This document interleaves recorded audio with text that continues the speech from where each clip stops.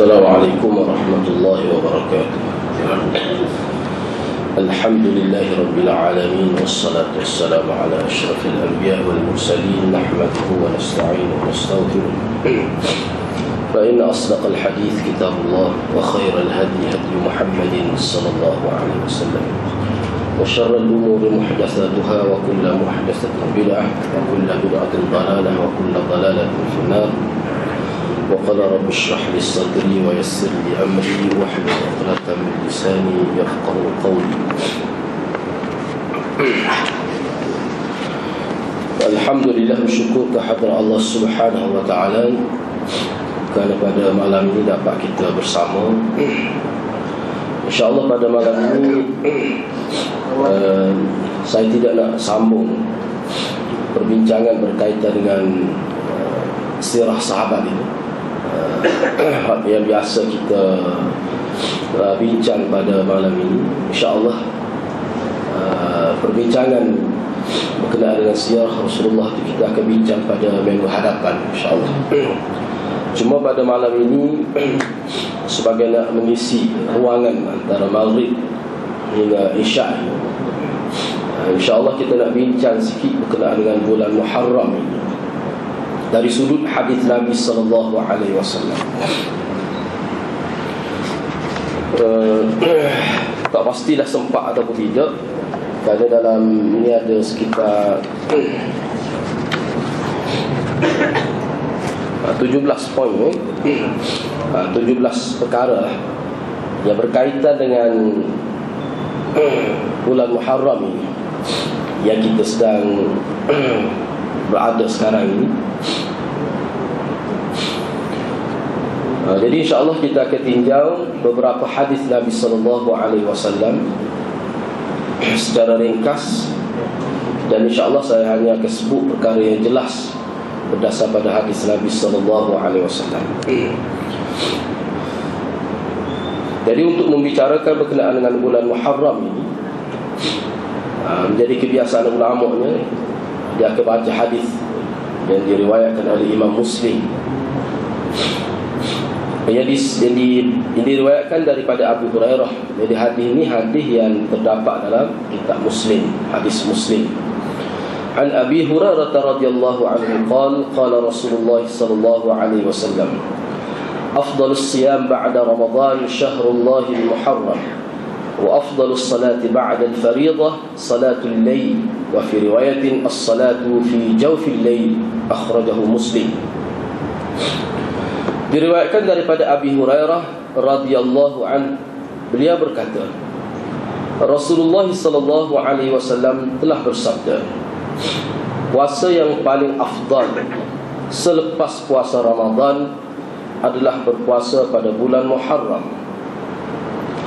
Salat ataupun sembahyang yang paling afdal selepas sembahyang fardu 5 waktu adalah sembahyang tahajud, atau disebut sebagai salatul lail. Itu sembahyang yang paling lebih berbanding dengan sembahyang-sembahyang yang lain.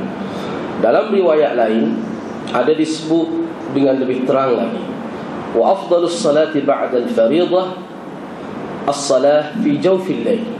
Sembahyang yang paling afdal selepas sembahyang fardu adalah sembahyang pada tengah malam. Hadis ini diriwayatkan oleh Imam Muslim. Jadi hadis ini, poin yang pertama daripada hadis ini, ulama beristidlal bahawa lebih afdal bulan Muharram itu. Hadis ini Nabi sebut untuk menyatakan kelebihan bulan Muharram itu, yang mana disebutkan selepas bulan Ramadan ini, puasa selepas bulan Ramadan, maka puasa dalam bulan Muharram lah yang paling lebih. Itu jelas disebut. Maknanya bulan Muharram ini adalah bulan yang ada kelebihan khusus.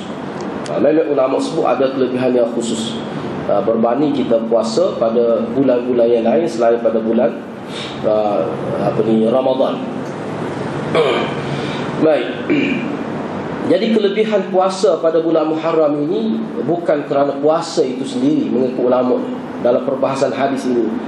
Puasa itu memang lebih dah Bahkan dalam hadis lain disebut mana selepas semaya puasa lah tak lebih. Tetapi ia jadi lebih. Kenapa? Jadi ada kelebihan lain. Puasa itu bila dilaksanakan pada bulan Muharram, ulama sebut kerana bulan Muharram itu sendiri dilebihkan oleh Allah. Maka bila kita puasa dalam bulan Ramadan, maka puasa itu dia jadi lebih juga. Bukan semata-mata puasa, tapi kerana dilakukan dalam bulan Muharram. Ini ayat kelebihan. Ini kalau dalam kitab-kitab hadis, ini ayat kelebihan bulan. Bukan tak ada langsung kelebihan bulan yang ada. Tapi kita kena tengok jelas daripada hadis Nabi SAW. Kerana selepas salat ini, maka puasalah merupakan amalan soleh yang paling afdal mengikut peringkatnya dalam agama kita.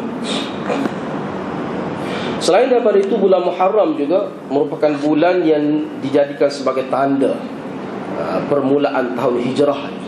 Ini juga suatu kelebihan. Baik, perkara yang kedua yang berkaitan dengan bulan Muharram ini,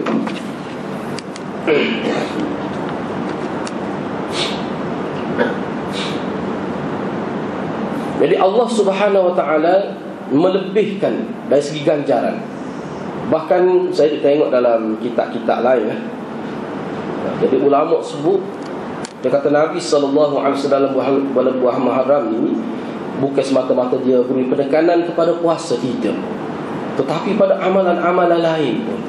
Jadi bulan Muharram ini, manakala biasa pemahaman orang kita bulan Ramadan lah kuat ibadahnya, tak tidur malam, nak bulan lain jadi kurang. Tak, bulan Muharram pun lebih juga. Dia ada kelebihan. Walaupun amalan-amalan itu sama ada sembahyang malam ke, puasa ke, memang dia kelebihan khusus tetas amalan itu sendiri. Tetapi setengah-setengah amalan bila dilakukan pada waktu yang ada kualiti, maka amalan itu jadi lebih. Lebih itu kerana waktu itu berdasar pada nas, dan kerana ganjarannya dijanjikan oleh Allah Subhanahu Wa Taala melalui lidah Rasul sallallahu alaihi wasallam. Kita kena faham. Jadi nak boleh jadi lebih, kita nak anggap lebih, nak anggap berupaya ibadat itu, kita kena pastikan perkara ini bersambung jelas daripada Rasulullah sallallahu alaihi wasallam. Dia tidak ada ruang untuk kita menganggap berasa gitu ya, lebih kita pun buat.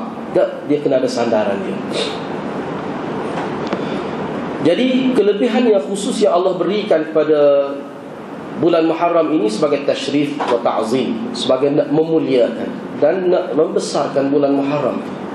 Walaupun ramai juga di kalangan ulama sebut ini sebagai untuk menyatakan bahawa ibadat ini dia mesti ada sentiasa ada targhib, galakkan.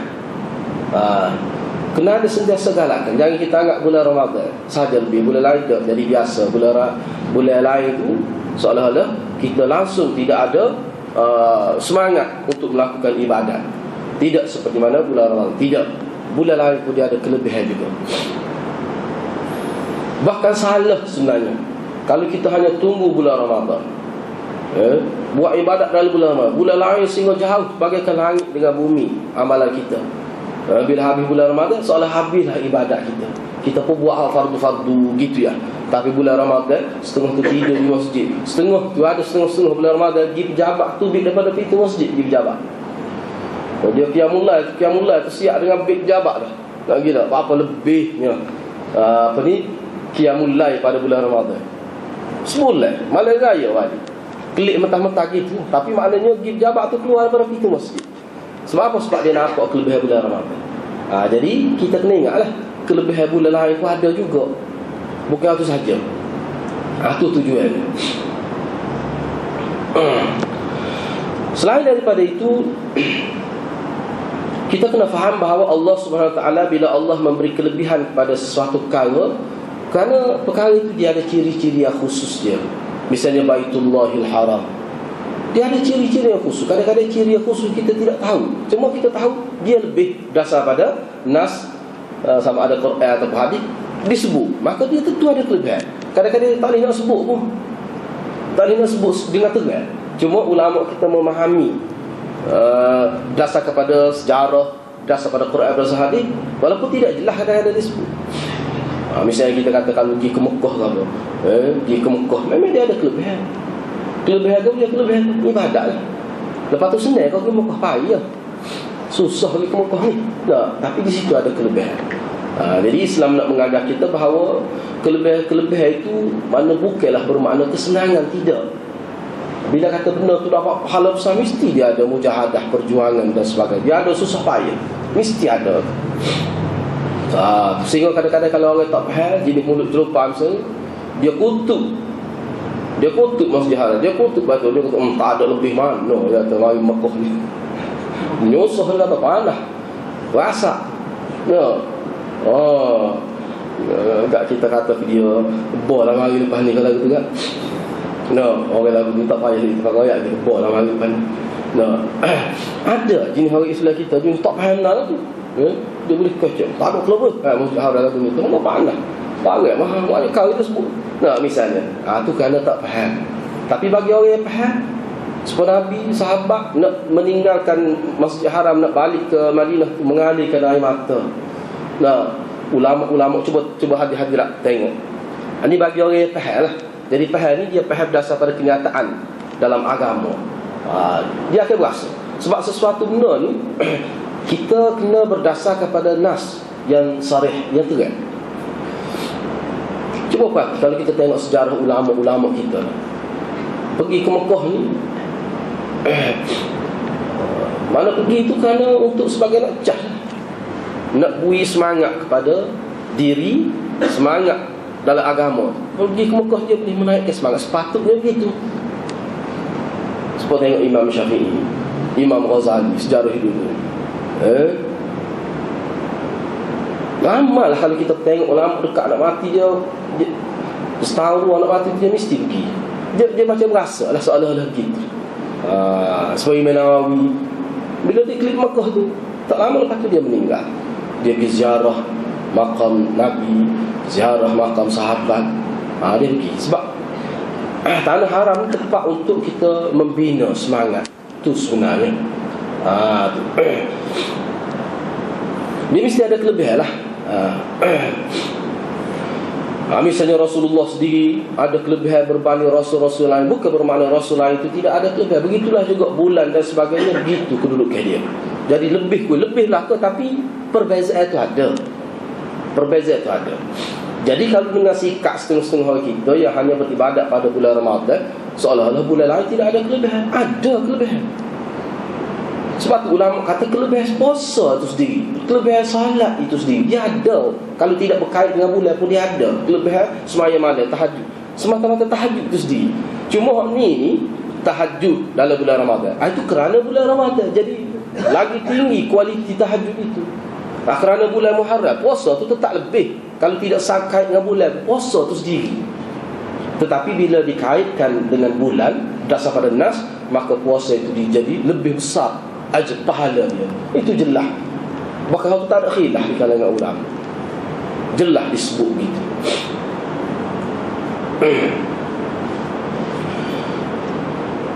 Jadi bulan Muharram ini salah satu bulan yang kalau mengikut catatan dalam sejarah lah kita tengok, sejarah Arab. Sejarah Arab. Sebab tu dia ulama kita sudah buat satu macam ketetapan lah. Dia kata seseorang yang nak belajar hadis Nabi, kalau langsung dia tidak tahu sirah Arab jahiliyah, banyak dia akan tergendala nak memahami hadis Nabi sallallahu alaihi wasallam. Kalau dia faham pun tidak faham dalil, dia akan faham secara sekadar umum gitu ya. Misalnya kalau kita tengok hadis Nabi, apa yang Nabi tekankan bulan Muharram, lebih bulan Muharram berdasar pada hadis. Sebab apa? Nak ayatnya nak betul balik. Sekarang bulan Muharram ni sebenarnya dia ada kaitan dengan Nabi Ibrahim, ada kaitan dengan Nabi Ismail. Tapi kalau kita tengok dalam sejarah Arab, kalangan Arab jahiliyah pelik dia. Dia anggap bulan Muharram ni memang bulan haram lah. 4 bulan dalam setahun tu kan. Tetapi catatan sejarah menunjukkan kepada kita bahawa dia gili orang Arab ni. Tahun ni bulan Muharram ini dia anggap bulan haram. Maknanya tak boleh melakukan peperangan, tak boleh mencuri, tak boleh dia setahun. Tahun depan bulan Muharram, dia tidak anggap bulan haram dah, bulan haram tu dia anggap bulan halal. Tu juga dia bermaharaja lain lah dalam bulan tu. Ini dalam kitab sejarah disebut perangai orang Arab. Ada disebut gitu. Jadi perkara gitu sebenarnya salah satu cara Nabi SAW dengan menggunakan keupayaan agama nak supaya manusia ni berubah. Ini juga sebenarnya merupakan hijrah, nak supaya berubah. Kadang-kadang manusia ni bila nak berubah, tak boleh ubah dia, ubah perkara yang berkaitan dengan dia, ubah persepsi dia, ubah anggapan dia, betul balik anggapan dia hak silap tu. Kadang-kadang manusia boleh berubah kan itu. Sebab kita kan bulan Safar tak, bulan Safar tak boleh nikah. Banyak kala lah bulan Safar ni. Jadi kesian ke bulan Safar? Kat bulan Safar ni bukan 2 hari, sebulan juga. Tak boleh anak tepuh dia dah nak nikah. Tak boleh nak lepas bulan Safar. Jadi berat lah kita ni. Siapa bulan Safar tu ingat benar, cocok habis hari belum masuk bulan Safar. Kau pusing penyakit tu suku. Tapi berat lah. Padahal Nabi nikah bulan Safar. Dalam sirah kita tengok Nabi ni kau dah safar, sahabat ni kau dah safar, tak ada apa-apa. Jadi benda-benda gitulah. Jadi benda-benda gitu. Sebenarnya hadirat, benda-benda gitu dia memberi kesan cukup kuat pada akidah tu, pada semangat keagamaan itu. Anggap gitu menyebabkan dia luntur jadi kebergantungnya kepada Allah Subhanahu Wa Taala. Tak boleh, dia tak boleh. Sebab tu dalam agama kita nak terima kasih ke orang, kita kena kata alhamdulillah dulu. Dalam hadis Nabi ajar kita apa? Sebab kita nak terima kasih ke orang ni, betul lah. Dari segi adab, ajaran agama kita kena terima kasih pada orang, hargai. Tetapi hakikat orang itu buat baik kita tu kerana Allah. Jadi kita kena kembali kepada Allah lagi, baru kembali kepada manusia. Terima kasihlah dia mau baikkan. Tapi kena kata alhamdulillah ni. Itu cara Allah Subhanahu Wa Taala nak mendidik umat manusia supaya sentiasa bergantung kepada Allah. Sebab tu kalau ada benda-benda yang menyebabkan kita jadi bergantung pada benda lain, tinggal Allah, dia kena buat benda-benda gitu. Dia kena buat cincin kau, kayu kau, kau tak caralah kayu tidak kau kau apa. Tak caralah cincin kau tu tak boleh.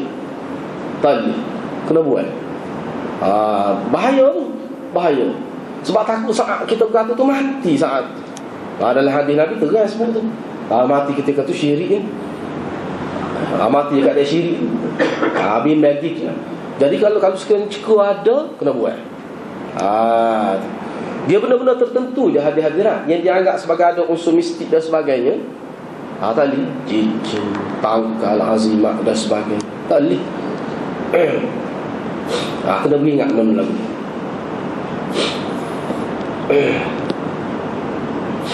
Perkara yang 3, Allah SWT berfirman, "Fala tazlimu fihinna anfusakum." Janganlah kamu menzalimi diri kamu sendiri dalam bulan-bulan haram, termasuk bulan Muharram ini. Jangan. Itu jelas dalam ayat Quran itu disebut begitu. Hal ini ulama bagi pandangan semasa menghuraikan ayat ini. Kenapa Allah sebut janganlah kamu melakukan kezaliman terhadap diri kamu sendiri?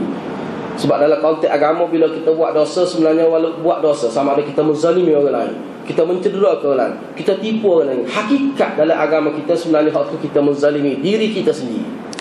Walaupun zahirnya nampak kita menzalimi orang lain, seorang orang tu dia rasa bangga dia boleh tipu orang. Cerdik aku dia tu. Siapa dia boleh tipu orang nenginya orang cerdik. Dia boleh apa ni kita kata pecah amal sehingga badan pencegah rasuah pun tak boleh nak terus. Cerdik dia rasa bangga. Kenapa tidur malam tu? Dia tidak tahu perbuatan dia tu dia sedang menzalimi diri dia sendiri. Dalam konteks dia sedang membuka ruangan untuk dia masuk neraka. Dia tak neraka. Jadi Islam dia ajar hakikat. Hakikatnya bila seorang manusia melakukan kezaliman kepada orang lain, sebenarnya dia menzalimi diri sendiri. Sebab perbuatan itu boleh menjerumuskan dia dalam neraka. Jadi ayat ini Allah Subhanahu Wa Taala larang supaya janganlah kamu dalam bulan haram ini, salah satunya bulan Muharram ini, kamu buat maksiat. Jangan.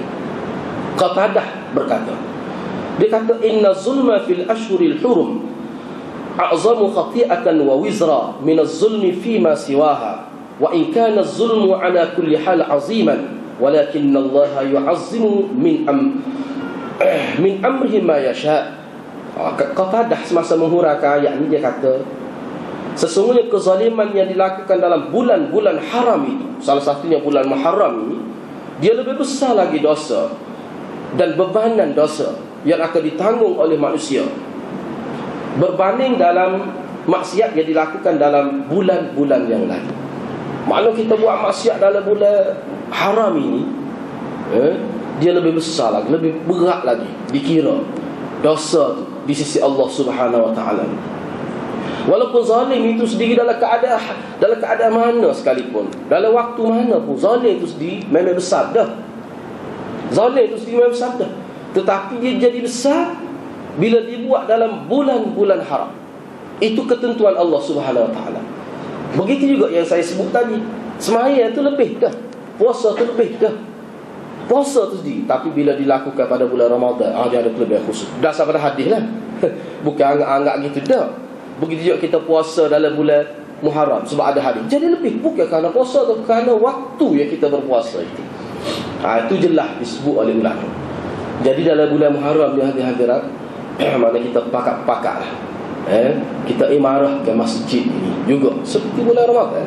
Jangan waktu tarawih sudah. Alah, mau pakai awak tarawih dia. No, apa ke dia? Dia kata, "La ni duha apa mai maaf lek apa?" No, takut jadi lagu tu ya hadirat. Dia jangan waktu terhalu ibadat ni. Jangan waktu terhalu ibadat ni awak mana-mana. Nak reka benda lain lagi lah. Ibadat ni tak boleh main nak musyawarah terhalu lagu tu. Duha, mai maaf ni. Kita pusing, kata berat semua. Padahal tak ada satu kes pun berlaku zaman Nabi, zaman sahabat, zaman tabi'in, mai duha semua. Tak ada.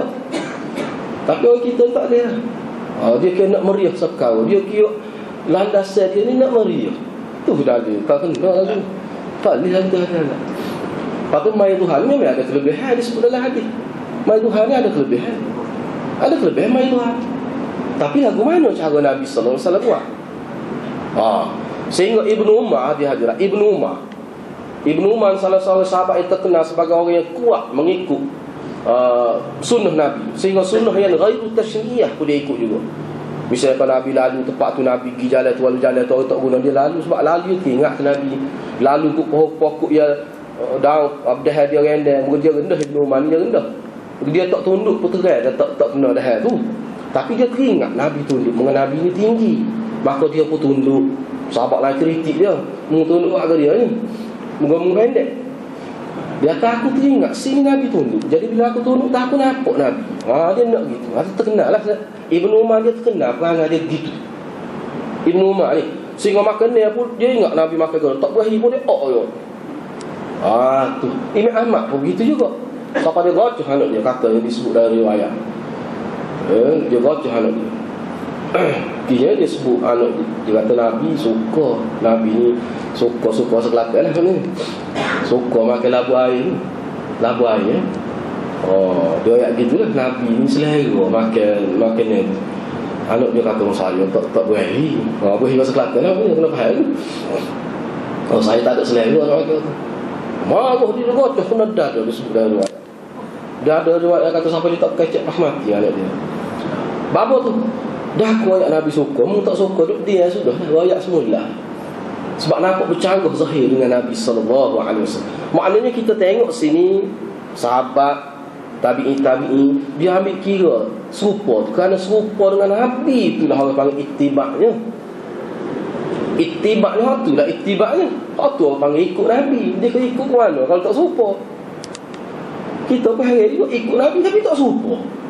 Serupa orang lain. Kenapa hemat itu hadis tak? Ikut Nabi ni makna kena jelas pada hadis. Nabi buat gini, tak selalu pindah, bab ibadat tak selalu pindah. Sebab dia kekal sampai hari kiamat tu. Dia tak berubah dah ibadat ni. Ibadat khusus ni lah. Kalau ibadat dalam bab muamalat tu bab lain tu. Tu dia perbincangan suku. Ni bab ibadat secara khusus ni. Semaya apa zuhur jelas selesai dah. Kalau dikatakan al-yauma akmaltu lakum dinakum tu. Jelas dia tu. Tak boleh hogeh dah tu, tak boleh tukar dah tu. Kalau zuhur 4 rakaat pas kiamat dah tu. Ketika rokok baca subhana rabbiyal azim tu dah pas kiamat dah, tak lagi dah tu. Jadi benda-benda lain ibadat pula tu. Jadi kita kena faham tu.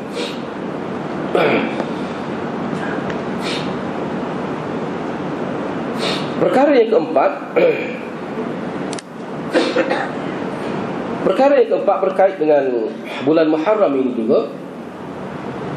Seperti yang saya sebut tadi, bahawa bulan Muharram ini mengikut ulamanya disebut dalam kitab sirah sahabat, Sayyidina Umar lah yang mula-mula secara rasmi diisytiharkan oleh kerajaan Islam Madinah pada waktu itu, bahawa permulaan tarikh takwim Islam adalah 1 Muharram itu di zaman Khalifah Umar Al-Khattab radhiyallahu anhu. Jadi perkara ini jelas. Kalau orang Yahudi, orang Nasara dia lain lah. Dia ambil, dia tengok matahari. Kita umat Islam ni kita tengok bulan. Sebab itulah banyak di hadirat kau kita baca buku berkenaan dengan ni kan. Tu mai kesal dalam kitab gitulah ulama Allah sedihnya. Sebab apa hak ni sebenarnya Syiah. Semua masjid ni. Masjid ni kan dia masjid yang tak boleh waktu tekan, dia ada cara dia. Sebab itu Syiah. Orang Islam Syiah dia ada. Orang tengok kita boleh ni orang Islam makan lagu ni. Sebab tu kalau Syiah khusus pada agama, orang Islam tak boleh pakai. Misalnya Yahudi pakai piyah cek, dia kepik dengan pink, tak boleh dia email lagu tu. Nak jadi makmum pun tak boleh. Nak pakai tak boleh. Kita ada piyah cara kita. Sebab tu khusus untuk agama. Dia boleh cek ni Yahudi, pakai yang resmi dia tu. Topi boleh kira lagi. Tapi benda yang rasmi kepada orang kafir ataupun ajaran-ajaran sesat ataupun puak-puak bid'ah, ahli fasik, tak boleh kita pakai. Memang dalam kitab fiqh mana-mana sebut gitu.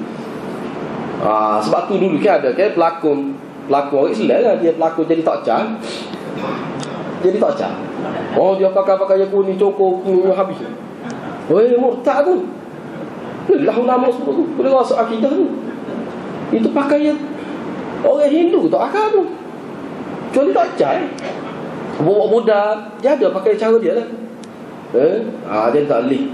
Sebab Kristian dia ada pakai khusus ahli agama ni. Kalau tak lekoh dan sebagainya, dia pakai tu, tak boleh orang lain pakai. Pakai serbel tak apa, tak gaji pun. Tak ada masalah tu. Jadi kita kena tahu juga. Sebab apa? Sebabnya Nabi SAW, salah satu perjuangan Nabi, bukan Nabi Muhammad, Nabi-Nabi alaihi wassalatu wassalam, adalah nak meletakkan garis pemisah, perbezaan dari segi cara hidup antara Islam dengan kufur itu. Orang Islam dengan orang tidak Islam. Memang dia gitu. Perjuangan Nabi Musa, kalau kita baca perjuangan Nabi Isa sampai perjuangan Nabi Muhammad, memang gitu. Tapi tak boleh lah ni oleh kerana kekuatan orang kafir tu, sehingga orang Islam pun letak dalam kurung yang gitu lah. Bulan Muharram, bulan apa ni, takwim Hijri ni, sepatut kita letak 3 Muharram bersamaan. Tu molek-molek dari surat kita ubah gitulah. Dia puh dalam kurungnya hak syamsi. Kita letak hak qamari. Kita letak misalnya 3 Muharram bersamaan dengan berapa? 7 bulan Sulah 7 November. Apa dalam kurungnya hak tu? Dia nampak hak kita ni hak luar tu. Sepatutnya gitulah. Jadi ulama-ulama Islam memang tapi kalau setengah-setengah di tanah Arab tu memang dia itu tu. Tempat kita ni tidak sampai lagi ke tahap itu. Perlu kita mulakan dengan diri kita lah. Bahkan takwim Hijri ni semua ulama sebut min syi'ari dinillah, termasuk dalam salah satu syiar agama Allah. Tu termasuk tu. Sebab kita tutup aurat, tak salah dengan perempuan, itu syiar agama Allah. Syiar tu besar, kita tak salah dengan perempuan yang bukan mahram kita lah. Kita tak salah. Itu syiar itu. Yang kelima, hadis ni juga, hadis yang kita sebut tadi, hadis riwayat Abu Hurairah yang menyebutkan tentang puasa lebih dalam bulan Muharram selepas puasa bulan Ramadan, salat tahajud lebih daripada selepas daripada salat pada bulan Muharram lebih salat tahajud tu lah. Kecuali salat tahajud bulan Ramadan itu kelebihan khusus. Tetapi nak banding bulan lain, lebih dalam bulan Muharram. Jadi kelebihan ni ulama kita bahas lah. Ni saya nak sebut ni mana pemahaman ulama kita.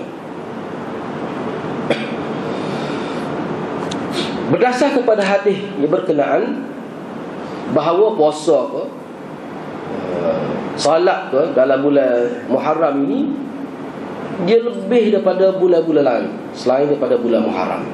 Perkara ini jadi lebih ni seperti yang saya sebut tadi, jadi lebih ni kerana bulan itu, bukan kerana semaya itu sendiri, bukan kerana puasa itu sendiri. Bulan so, tetapi kita kena ingatlah, kalau ada Nabi sebut khusus, ni cara kita nak faham ibadat ni. Tetapi kalau Nabi sebut khusus, misalnya puasa hari Arafah lebih, tu tak lebih dah tu, dia akan lebih pada hari-hari lain, tak kira bulan ke apa tu. Ulama kata tu khusus. Misalnya puasa 6 hari pada bulan Syawal, itu ada hadis boleh puasa lebih. Cuma ulama sebutlah puasa 6 hari ni maknanya ikutlah dalam hari mana, asalkan dalam bulan Syawal itu. Jangan pula kita lebih puasa tu sampai jadi terganggu hari raya, tak boleh lah. Ulama kata, Imam Malik kata tak boleh lah tu. Apa pula nak raya nak pula tu? Raya dua dalam Islam ni, Idul Fitri, Idul Adha. Tak ada Id lain, tak ada hadir. Kalau buat Syiah dia ada banyak. Dia paling kurang. Syiah banyak benda lah Id dia ni. Kita akan sebut juga selepas ni. Bab bulan Muharram dia berkait dengan Syiah juga sebenarnya. 10 Muharram ni. Kita kena ingat tu hadir-hadir. Kena ingat. Jadi kita nak puasa ni, kita puasa ni dari bulan Syawal. Tapi janganlah sampai jadi setengah-setengah tu kita tak raya lagi. Kata 1 Syawal tu tak raya lagi. Jadi dia waktu 4 hari dia puasa kelima hari bulan Syawal. Lepas tu dia waktu 4. Jadi dia sambut raya puasa ni tu lebih daripada raya 1 Syawal. Itu memang bid'ah, memang salah besar dalam agama kita. Tak ada tu dia buat sendiri. Jadi kalau nak buat juga, jangan kaitkan dengan agama. Hadirin hadirat, jangan kaitkan dengan agama. Kena ayat kau ini puasa kamu buat sendiri. Kena ayat gitu. Kalau kita kaitkan dengan agama, dia risiko dia sangat besar. Risiko dia seolah kita fitnah atas Nabi SAW. Kerana prinsip dalam agama kita, setiap amalan ibadat itu dia mesti sampai kepada Nabi SAW. Balighu anni walau ayah, mesti sampai ke Nabi SAW. Jadi kalau tidak bersambung pada tak sampai ke Nabi, itu kita lah tu. Tu kita rekod sendiri. Jangan termain ibadat ni hadirat. Sebab dia ada tuan dia, ibadat ni, agama ni dia ada tuan dia, bukan milik kita. Jangan kita buat mana-mana. Bahkan ulama kata kalau tak tahu hukum ibadat, tak boleh buat ibadat tu, buat pun tak sah. Sampai begitu sekali maklumat tentang agama ni.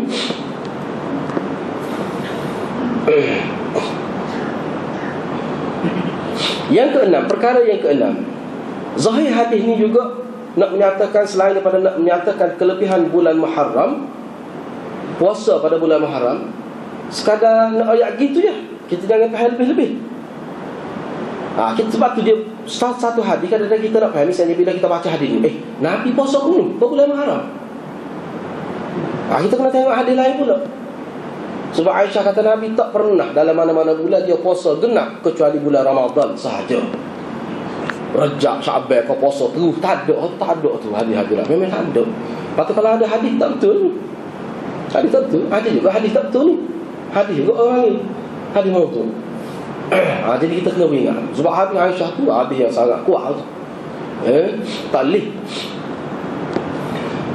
Jadi ulama bila dia tengok hadis-hadis lain, dia kata maksud Nabi sebut lebih puasa dalam bulan Muharram ni memperbanyakkan puasa, bukan puasa dengan lengkap 30 ataupun 29 hari. Tak ada, tak boleh gitu. Sebab dia tengok hadis lain pula. Jadi kalau kita nak puasa bulan Muharram, puasa dia banyak. Kalau 28 hari kita puasa. Tapi jangan cukup lah penuh sebulan, tak boleh. Kita perbanyakkan puasa, perbanyakkan ibadat lain. Jadi hal ini berdasar kepada kenyataan daripada Aisyah radhiyallahu anha. Perkara yang ketujuh, bila kita bercakap tentang bulan Muharram ni, dia ada hari dia panggil hari Ashura. Ashura mana hari yang ke-10 dalam bulan Muharram. Itulah 10 Muharram dia panggil Ashura. Tasu'a dia panggil hari yang ke-9.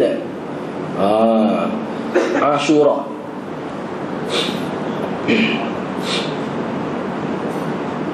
Inilah hadirat Syekh Ahmad sangat Pak Aisyah ni. Sebab kalau berkenaan dengan amalan Nabi ni, memang hadis Aisyah lah paling banyak.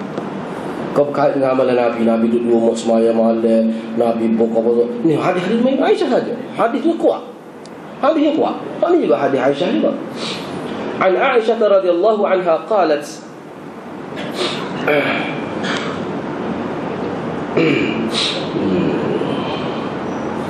كان يوم عاشوراء تصومه قريش في الجاهلية وكان رسول الله صلى الله عليه وسلم يصومه في الجاهلية فلما قدم المدينة صامه وأمر بالصيام فلما فرض رمضان ترك يوم عاشوراء فمن شاء صامه ومن شاء تركه أخرجه البخاري ومسلم. Diriwayatkan daripada Aisyah radhiyallahu anha, kata beliau, hari Ashura menjadi kebiasaan pokok kafir Quraisy, orang-orang Quraisy berpuasa pada 10 bulan 10 Muharram, yang ini kita sebut sebagai hari Ashura itu di zaman jahiliyah, menjadi kebiasaan, amalan, budaya masyarakat Arab Quraisy pada waktu itu. Dan Rasulullah juga puasa. Rasulullah puasa zaman jahiliyah, Rasulullah puasa. Kita sampai dari riwayat Aisyah ini. Namun apabila Nabi tiba berhijrah ke Madinah, Nabi puasa lagi tahun pertama. Sini tak ayatlah dalam syarah hadis disebut tahun pertama hijrah Nabi puasa Ashura.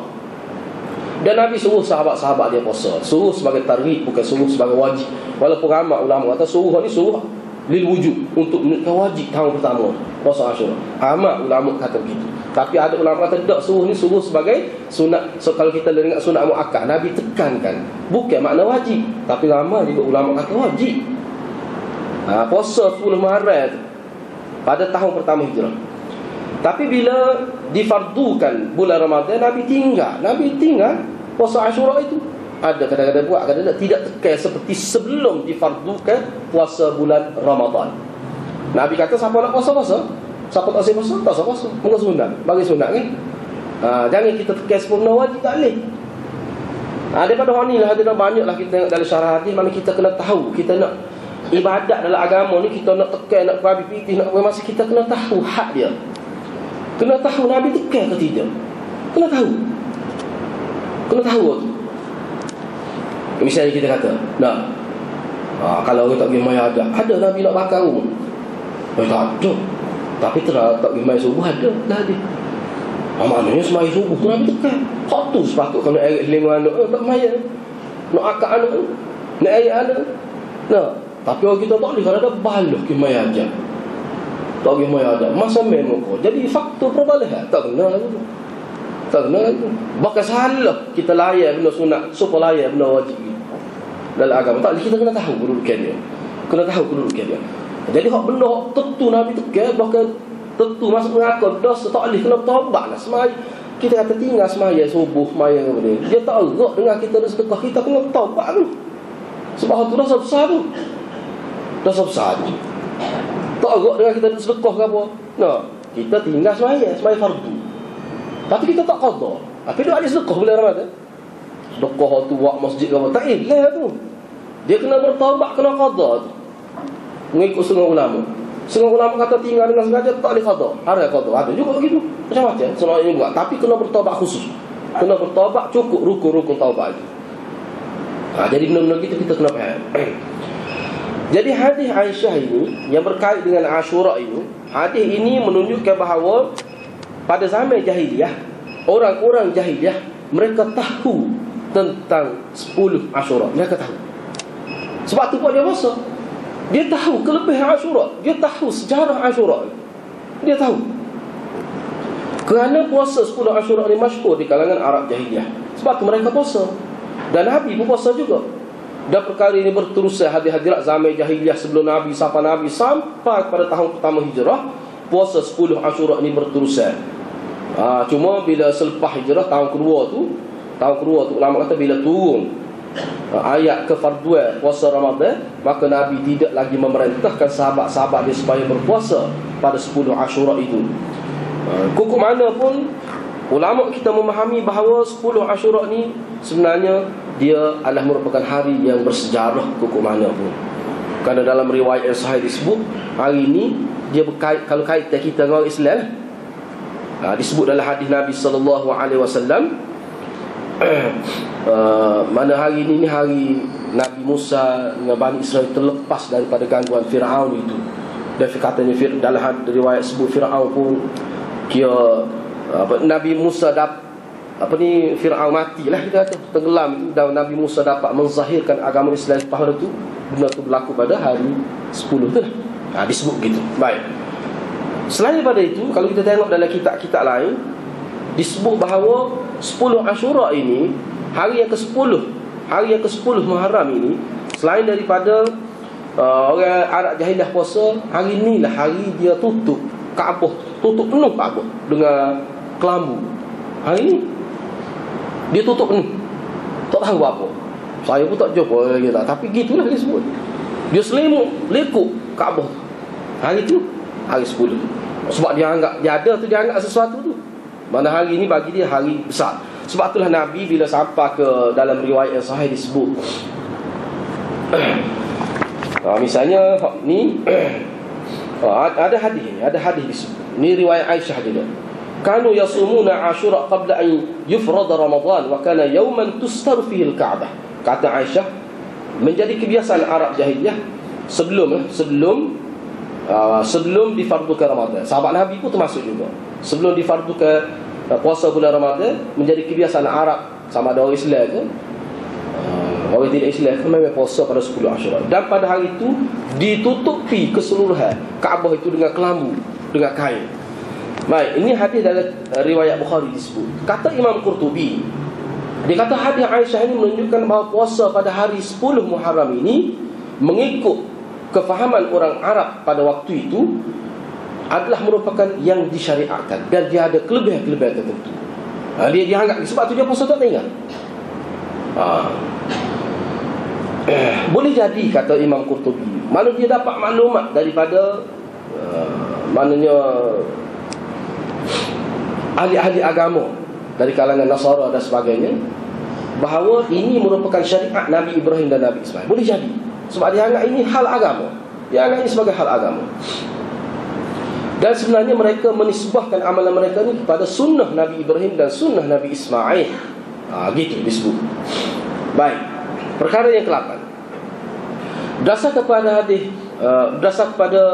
Daripada hadis ini juga dapat difaham bahawa ni setengah-setengah ulama lah sebut, dia kata puasa Ashura itu pada tahun pertama hijrah, selepas Nabi hijrah, wajib.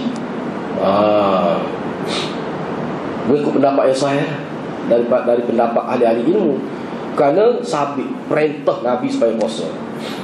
Gitu. Misalnya satu riwayat daripada Salamah bin Aqwa radhiyallahu anhu, kata dia sebut, amara Nabi sallallahu alaihi wasallam rajulan min Aslam an adina fil nas anna man kana akala falyasum baqiyat as-sawm baqiyat yawmi wa man lam yakun akala falyasum fa inna al-yawm Yaum Ashura muttafaqun alaih. Riwayat Bukhari Muslim benar. Kata Salamah bin Aqwa, dikata Nabi sallallahu alaihi wasallam telah memerintahkan seorang laki-laki dari Bani Aslam supaya dia sebut kepada masyarakat pada waktu itu, sesiapa yang telah makan hari ini, maka adalah dia puasa baki hari yang ada lagi. Katalah dia puasa, dia makan pada hari 10 tu pukul 9 dia makan. Tidak niat sahur lah. Lepas tu dia pun makan lah, dia kena makan maghrib pula. Maknanya Nabi suruh puasa, nampak tekan tu fal yasum tu. Maknanya naklah dia berpuasa baki hari lagi tu. Tapi siapa dia tak makan lagi hari ni, hari 10 Ashura ni, hari-hari 10 Muharram ni, maka dia puasa tu lah, jangan makan. Dia kena buka selepas azan maghrib, kerana hari ini adalah hari yang ke-10 Muharram. Sebab tu ulama kalangan ulama kata memang wajib lah. Okay, baik. Tak apalah tu hadirat. Cuma disebut dalam kenyataan, ada disebut dalam riwayat, ini perkara yang ke-9. Selepas difardukan, ni boleh katakan pemahaman majoriti ulama lah.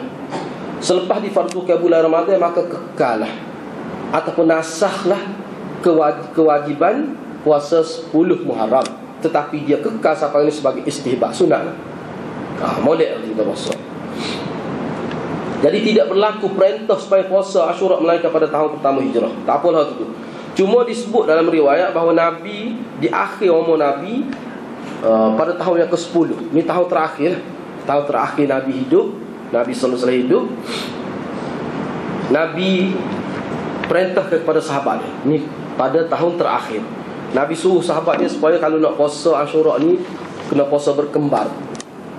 Misalnya 10 dan 9 dan 10, ataupun 10 dan 11. Walaupun ada setengah ulama kata kalau puasa 3 dan 9, 10, 11 tak apa. Jangan puasa 10 saja. Apa tu? Nak mengelak supaya jangan diserupa dengan puak-puak hak tidak Islam pada waktu itu, Yahudi, Nasara dan sebagainya.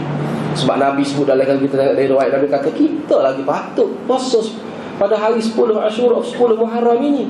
Sebab apa? Sebab hal ni dia ada hubung kait dengan sejarah Nabi Ibrahim dengan Nabi Ismail. Kita lah patut, kerana kita ni menyambung perjuangan risalah Nabi Ibrahim dan Nabi Ismail. Tidak seperti pokok Yahudi yang telah menasahkan, meminda kitab-kitab mereka. Mereka rosakkan agama mereka. Mereka tak patut berpuasa, tapi mereka puasa. Jadi kalau kita ni yang berjalan di atas landasan hak Islam yang dibawa oleh Nabi Ibrahim dan Nabi Ismail, maka kita lebih layak puasa. Nabi kata kita lah lebih layak puasa. Kita puasa lah. Gitu ceritanya. Baik, yang terakhir saya nak sebutnya, aku banyak lagi tak ada ni. Dia gini Jadi berkait dengan hal ni, berkait dengan perkara ini, perkara terakhir yang saya nak sebutnya, wa qad dalla fi hadzal yawm ta'ifatan. Jadi berkait dengan 10 Muharram ini, dia ada dua kelompok manusia yang sesat berkait dengan 10 Muharram ini. Kelompok yang pertama, kelompok yang perbuatan mereka, sama ada mereka sedar ataupun tidak, sebenarnya mereka sudah menyerupai pokok Yahudi. Sebab ada dari riwayat sebut pokok Yahudi ni, ada juga disebutlah dalam riwayat bahawa pokok Yahudi ni mereka menjadikan 10 Muharram ini sebagai hari perayaan. Dia tidak puasa. Ada juga dia tidak puasa hari itu. Bahkan dia menyatakan hari itu seperti hari raya Eid. Dia buatlah sebagai raya lah. Lagu mana orang sambut raya, pakai yang baru, ziarah dan sebagainya, buat makan. Misalnya kalau disebut dalam kitab orang Yahudi ni, dia berinah hari 10 Muharram tu waspo raya, pakai inah, celok. Dia buat makan jamu besar-besar hari tu, sembelih binatang dan sebagainya. Dia waspo raya. Ini termasuk dalam amalan-amalan jahiliyah kalau mengikut ulama lah. Dia tukar, dia sudah tukar tu, hak asalnya lagu lain, dia tukar jadi lagu lain. Ini kelompok yang sesat juga. Jadi sepatutnya kita, kalau kita nak ikut sunnah 10 Muharram ni, kita puasa lah. Itu jelas ni. Kelompok yang kedua ini puak-puak yang menyatakan hari ini sebagai hari untuk niyahah, hari untuk mengingati kematian, hari bersedih, hari mereka melakukan takbir, seperti mana puak-puak sesak yang memperingati terbunuhnya Sayyidina Husain di Karbala pada 10 Muharram. Takbir ni hadir-hadirat, dia ada pisah, pencakup pisah belok itu, dia pukul belakang dia, guna pedang dan sebagainya, sampai berdarah luka pensel. Kalau tempat-tempat di negeri yang dikuasai oleh Syiah itu, dia ada khususnya ambulans, berpuluh-puluh ambulans nak nanti ambil puak-puak pukul tubuh, katak dada sampai tubuh darah ke mulut ni. Tu ni dia buat sambut 10 Muharram. Dan tempat kita ni pun dia minta nak buat. Di atas surat ke Tuan Agong minta nak amal benda tu. Di Thailand buat, di Indonesia buat. Sebab sana dia tak kira, dia tak ada jabatan agama nak sekat majlis sesat di Indonesia kita ni, kajian tak benar. Dia minta dia nak buat. Cuma dia berharap gitu.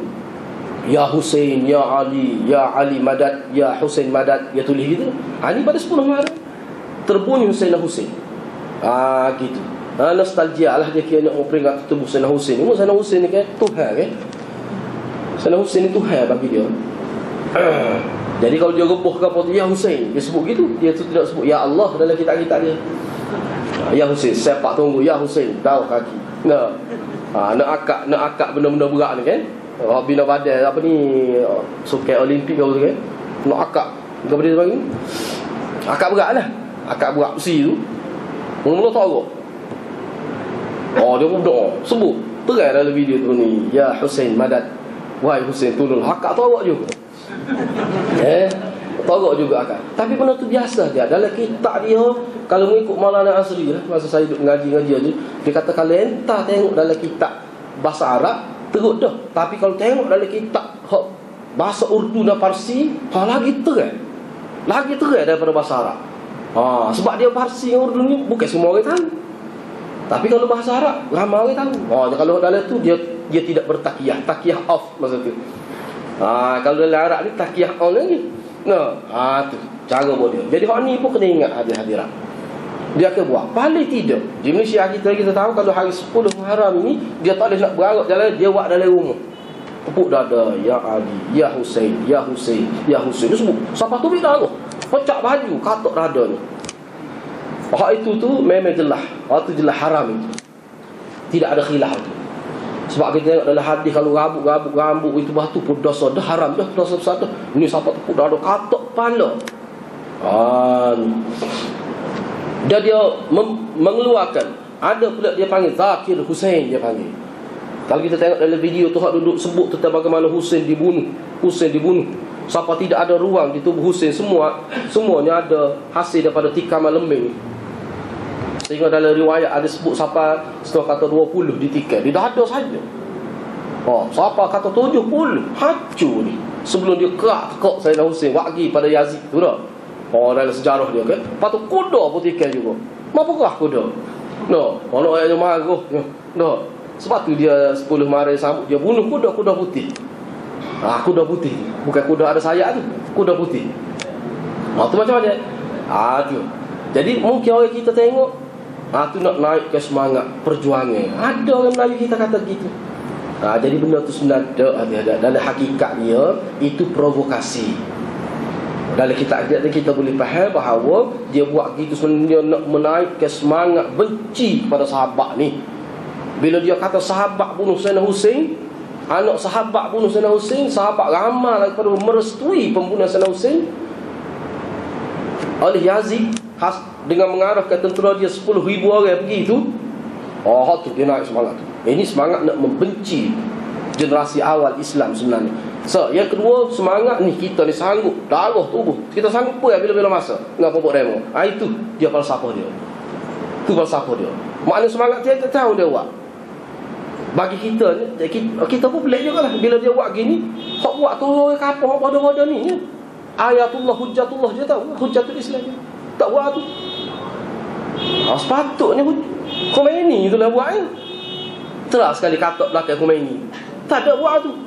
Hak tempat-tempat kita ni pun, hati-hati tempat-tempat kita hak buat katak-katak gini pun tak ada. Kamil Zahiri tak ada nampak katak tu. Ayatullah Abdullah Hasan tak ada katak tu. Kepala dia tu. Kepala dia di Kedah tu. Tak ada kata-kata dulu anak-anak buah dia pada-pada ni, budak-budak kecil. Ini sebenarnya hadirat dia membodohkan orang. Islam tidak lagi. Sebab tu Nabi bila dia ajar, Nabi SAW dia kata benda ni amal agama, Nabi dulu yang buat. Nabi kata jihad fi, Nabi jumpa agak kata mati Nabi. Patah gigi, darah tu.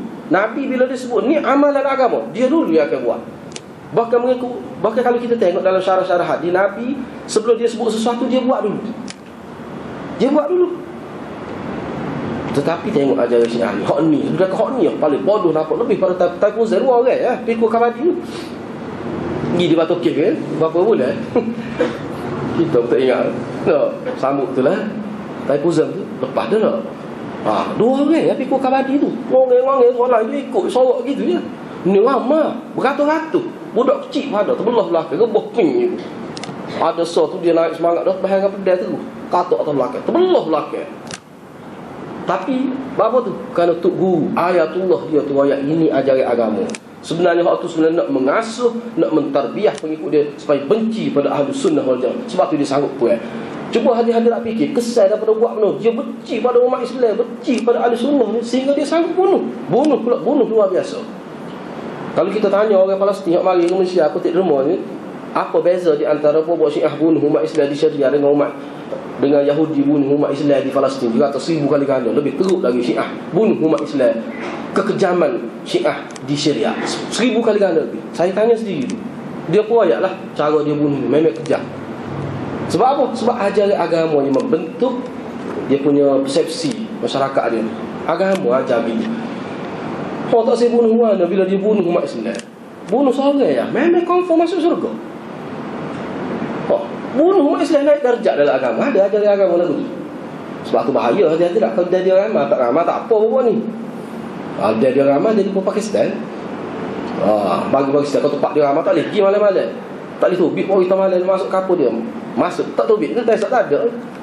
Allah ni tak apa. Jom nampak mari masjid kita, mayat kalian kita, sujud atas kapek kita. Cuba dia ramah nak tahu jadi lagu mana.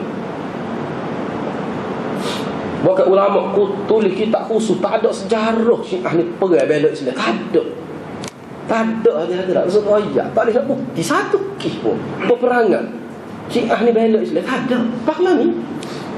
Jadi benda ni kita kena ingat, kita boleh share tu.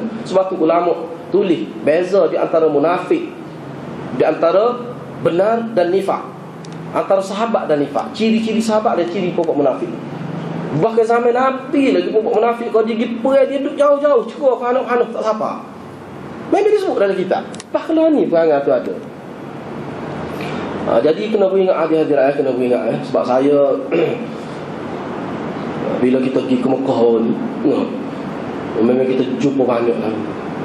Seluruh dunia kita jumpa. Kita duduk kecek-kecek kalau tu teruk hadirat. Teruk Syiah ni. Supaya kita baca ada kitab lah. Kita pergi Mekah ni, kita jumpa pelakor dengan Muslim seluruh dunia. Kita tanya khabar, setakat kita boleh tanya tu.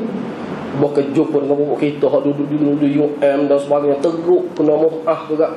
Ada kisah perempuan 3 kali mut'ah baru insah. Dia perempuan ni, dia nyawa siapa? Ada itu video dia kata tu. Nikah orang Semenanjung, nikah 2 bulan tu laki dia pun transfer pergi ke saya dia. Dah 2 bulan ke 3 bulan.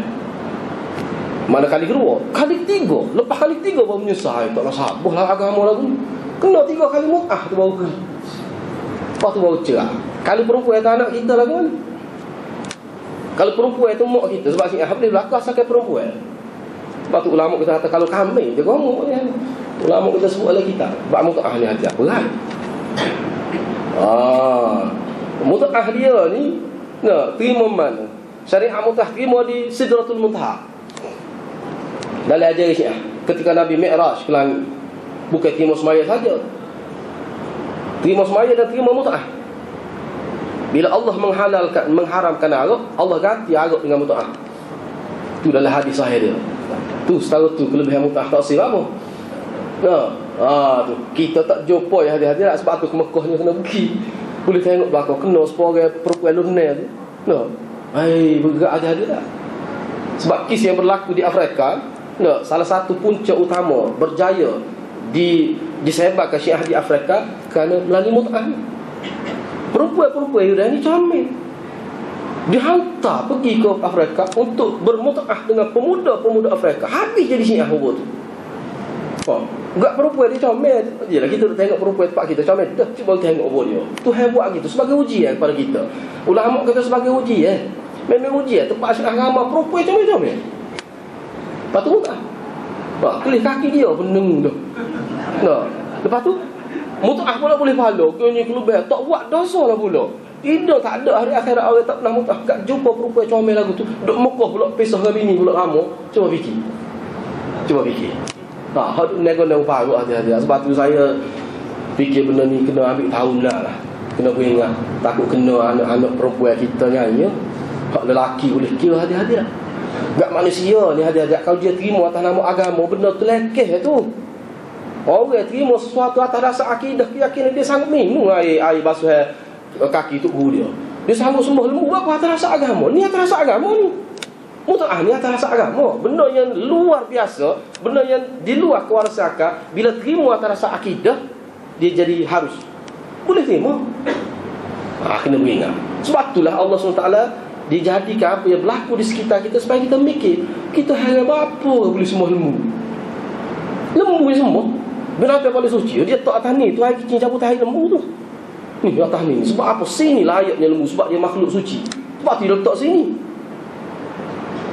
Ajaran salah tempat kita ni bukan main dah. Minum air basuh kaki tu guru tu yang kita bermain bui anak tahu ketuk guru tu. Ni ajaran tempat kita ni ada. Mana pertama pengikut dia nikah tu kena pergi ketuk guru dulu. Bui hati-hati lah. Dalam kitab ada sebut benda-benda lagu ni. Bapa bui atas dasar keyakinan. Dia yakin Yakin benda salah pun yakin juga. Enggak bawa motor ni dah lah baris dah. Pelik apa? Anak kita boleh. Kita pun anak orang boleh juga. Dia kata adil tu. Dia kita uji anak kita jangan. Anak orang pun kita boleh ambil juga. Lepas tu adil lah dia.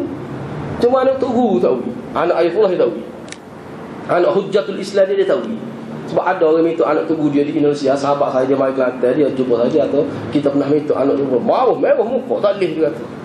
Tak boleh. Tak uji anak dia. Itulah hadiah.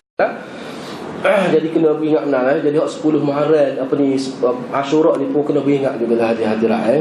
Jadi banyak sangat ni ya setakat ni kan. Kalau tengok dalam setakat ni ya. Jadi kalau kita nak buat bubur Asyura ke betul tu kena cari lagi kitab lain. Dalam kitab agama kita tak ada. Jadi kalau ada kitab kata Nabi Nuh tu ada berkapal capur tu mengaku tu. Tu tak betul tu. Tu dia ayat palsu tu. Lepas tu tak boleh buat nak buat belah sofa kan sekarang tak tahu.